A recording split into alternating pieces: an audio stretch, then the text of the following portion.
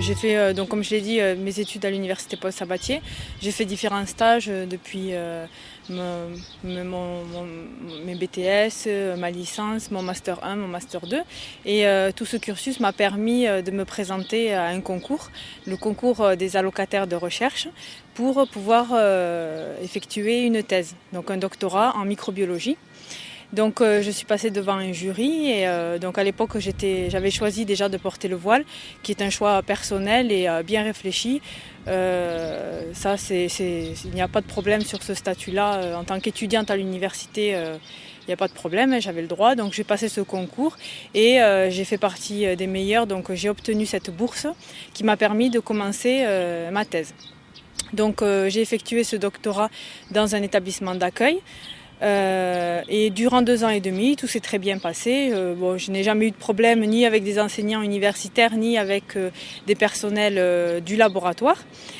Et pendant 2 ans et demi, j'ai fait mes travaux sans problème. Et à 7 mois de ma soutenance, en fait, alors que j'en suis à la phase de rédaction de mon article, mais aussi de mon mémoire de doctorat, eh bien, j'ai été convoquée par l'université Paul Sabatier. On m'annonce qu'en fait, je suis étudiante, certes, il n'y a aucun problème sur mon statut d'étudiant et sur mon droit à porter le voile, ça, rien n'est remis en cause. Par contre, on m'annonce qu'en tant qu'allocataire de recherche, donc avec cette bourse que j'ai obtenue sur concours, on me dit que je suis agent public non statutaire. Et on me demande d'enlever mon voile, parce que j'ai ce devoir de neutralité en tant qu'agent public non statutaire. Donc j'ai demandé des raisons pourquoi au bout de 2 ans et demi, alors que personne ne m'a dit quoi que ce soit, j'ai renouvelé quand même mon contrat 3 fois, je me suis réinscrite à l'université, jamais l'administration ne m'a convoquée pour un problème administratif au niveau de mon statut. Alors le jour de cette convocation, on m'a dit clairement, soit vous enlevez votre voile, soit nous allons prendre les mesures nécessaires. Pour faire preuve de bonne foi et de bonne volonté, j'ai modifié ma tenue. Et d'ailleurs, j'ai des attestations de mes collègues qui prouvent que j'ai bien modifié pour un fichu à la tradition sicilienne. Et ensuite, j'ai été inspectée par l'université au sein du laboratoire, à l'improviste, sans aucun avertissement au préalable. Et là, je me suis trouvée face à des personnes qui voulaient rien savoir.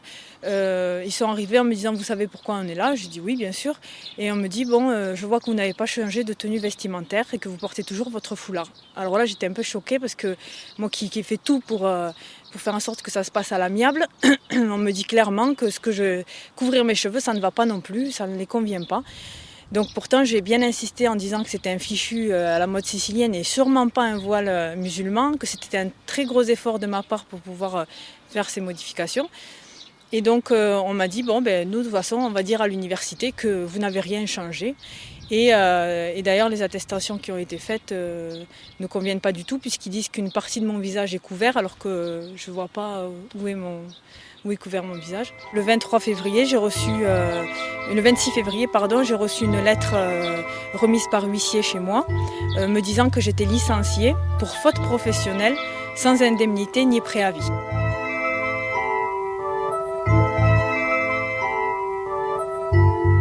Malgré les 2 ans et demi sans aucune intervention de l'université ni de personne, j'ai fait mes travaux et c'est vraiment à 7 mois, alors que j'en suis à la phase de rédaction, c'est-à-dire à la dernière étape d'un doctorat. On me dit non, on arrête tout, on vous enlève la bourse. Moi je trouve ça assez injuste quand même parce qu'au début on se dit ouais c'est pas grave, on supporte. Mais quand on se dit à 7 mois et que là on a la lettre de licenciement qui vous dit vous êtes licencié pour faute professionnelle, ce qui est très grave parce que faute professionnelle dans mon domaine c'est quand même un truc énorme, c'est pas un voile, faute professionnelle c'est plus grave. Là on est terrassé, quoi. C'est l'herbe coupée sous les pieds, je sais pas comment on peut dire, mais c'est une grosse injustice, quoi. Et donc j'ai décidé de mener une action en justice au niveau du tribunal administratif. Premièrement pour lever la sanction pour que je puisse terminer ma thèse avec cette allocation. Et deuxièmement pour établir le fond de la question, c'est-à-dire quel est le réel statut de l'allocataire. Je ne sais pas s'ils ont des consignes de plus haut, si ils veulent faire de moi un exemple, s'ils veulent mener, peut-être même amener un faux débat qui n'est pas...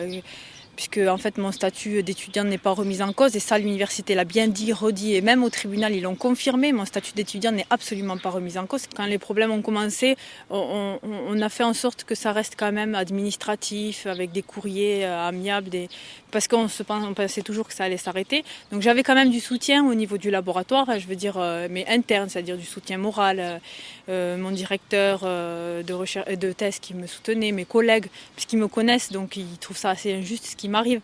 Maintenant, quand j'ai reçu cette lettre de licenciement assez inattendue, je me suis dit c'est bon, c'est le point de non-retour, ça y est, on m'a enlevé ma bourse. Et ce qui remet en cause quand même mes 7 mois, les 7 derniers mois de ma thèse.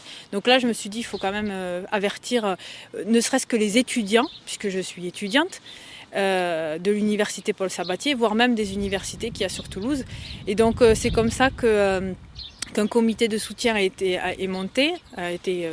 instauré, dans lequel il y a des professeurs, des directeurs de recherche, des directeurs d'autres laboratoires, des étudiants, des enseignants. Je suis largement soutenue, mais aussi il y a aussi des associations qui luttent contre les discriminations faites aux femmes, notamment le collectif Génération Spontanée. Mais d'autres personnes qui font partie d'autres associations aussi. Au niveau personnel, c'est vrai que c'est très important de voir quand même qu'on est soutenu, parce qu'on se dit quand même, on se retrouve un peu tout seul, quoi. Parce que c'est moi qui subis, une sanction, mais les gens sont quand même humains, et là, les gens qui me soutiennent, ils soutiennent pas le voile, hein. Ils soutiennent le fait que j'ai été injustement traitée, et cette sanction qui est injuste. Et donc c'est très important de voir que les gens sont capables de réfléchir, de se poser la question en dehors de leurs opinions, et de se positionner sur un cas, c'est-à-dire est-ce que c'est normal de retirer une bourse par un licenciement, une étudiante qui en est à 7 mois de sa soutenance. Voilà.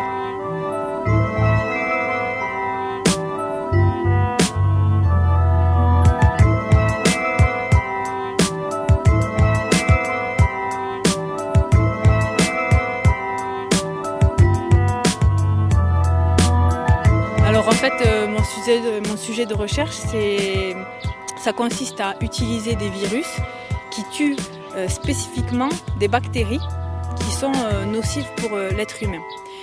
Et donc en fait, moi j'étudie ces virus-là pour pouvoir les utiliser en thérapie, en alternative aux antibiotiques. Est-ce que vous avez compris? Parce que sinon je le reformule autrement. Vous n'avez pas compris?